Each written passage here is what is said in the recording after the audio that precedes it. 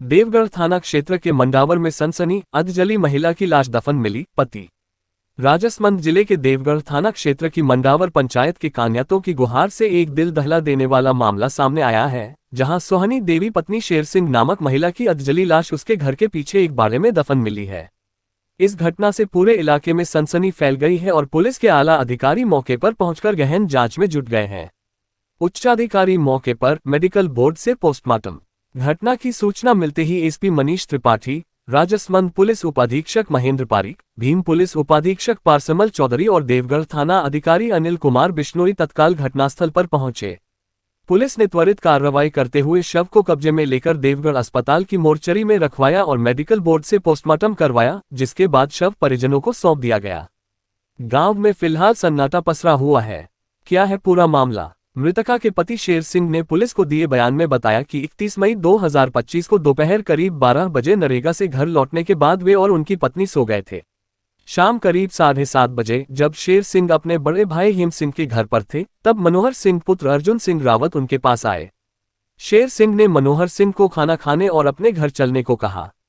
मनोहर सिंह ने अपने भतीजे संतोष सिंह को भी बाहर बुलाया और फिर शेर सिंह, संतोष सिंह और मनोहर सिंह सभी मनोहर सिंह के साथ उनके बारे में गए।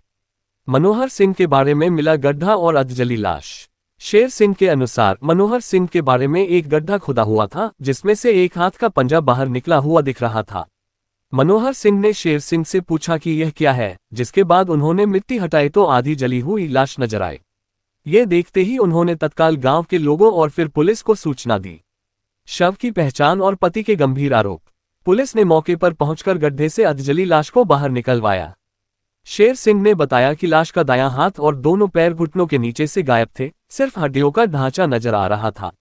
बाएं हाथ में एक कड़ा और 2 अधजली चूड़ियां पहनी हुई थीं, साथ ही लाश निकालते समय चांदी का पैर का कड़ा भी मिला। शेर सिंह और गांव के अन्य लोगों ने इन निशानों के आधार पर अधजली लाश की पहचान अपनी पत्नी सोहनी देवी के रूप में की। शेर सिंह ने अपनी पत्नी की हत्या की आशंका जताते हुए नामजद रिपोर्ट दी है। उन्होंने आरोप लगाया है कि इन लोगों ने मिलकर उनकी पत्नी की हत्या की। उधर एफएसएल और फॉरेंसिक टीम भी घटनास्थल पर पहुंच गई है।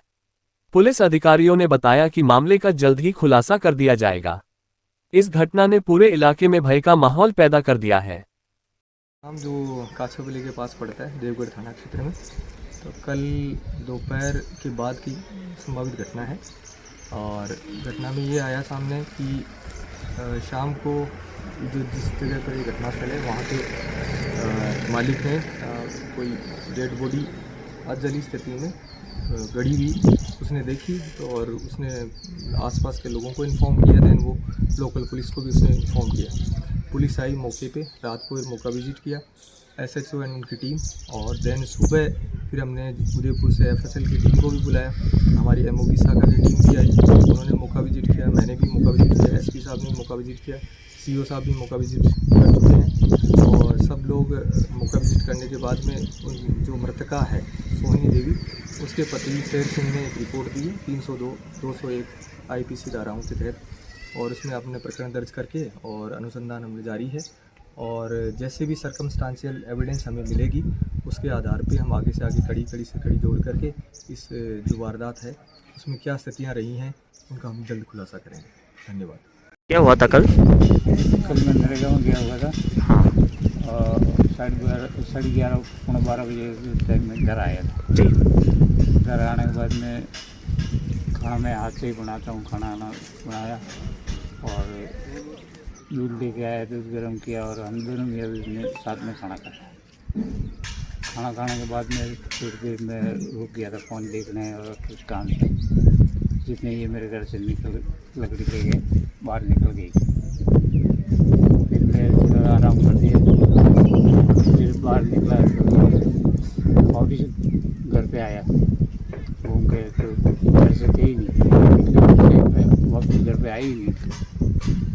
फिर मैं मेरे भाई के वहाँ मेहमान आए हुए थे, मेरे भतीजे की छोकरी है, तो मेरे भाई के पास में जाके बैठा तो वहीं पर खाना खाने बैठ गया।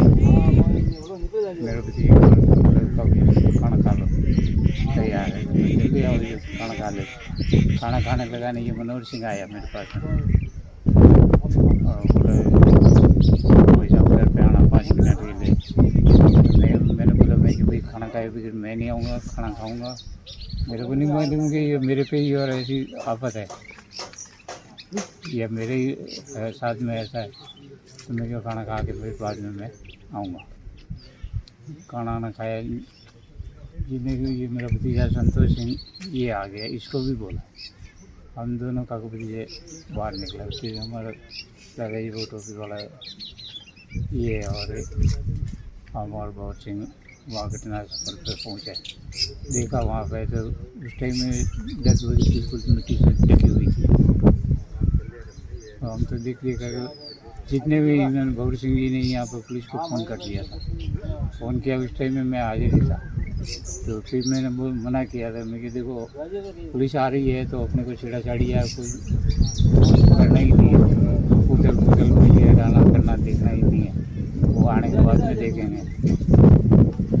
ये देख के हम तो बाहर आ गए और फिर दोबारा आए, जब जाके डेड बॉडी को बाहर लाए और मेरे परिवार वालों ने देखा और फिर मेरे को बोला डोगरी कहाँ है। मैंने कहा यार आज है ही नहीं। फिर मैंने भी जाके देखा, एक खाली पैर वाली एक कड़ी थी, उसके अलावा सिर पे सोने का वो था, रकड़ी में बोर, हाँ रकड़ी थी। और उसके बाद में कानों में टोपी सोने के थे, नाक में लूंग था सोने का, वो था ही नहीं। और कड़ी एक ही थी, एक पैर की कड़ी थी। फिर मैंने देखा तो एक हाथ भी थोड़ा सलामत था, एक हाथ कटा हुआ, दोनों पैर कटे हुए, कुछ मिला ही नहीं। उस टाइम में एक पीढ़ी चांदी की जली हुई थी। बॉडी बिल्कुल जली हुई, पहचानने में भी बहुत बड़ी दिक्कत आ रही थी। खाली वो जेवर और वो काचरिया और उनके हिसाब से और अंदाज से बॉडी के मैंने पहचान की, बाकी बॉडी पूरी जली हुई थी। अब ये मनोहर सिंह के साथ वाले विनोद सिंह के जब डेड बॉडी मिली तो ये मतलब वही बता सकता है और उसको तलाश करने से पता लगेगा।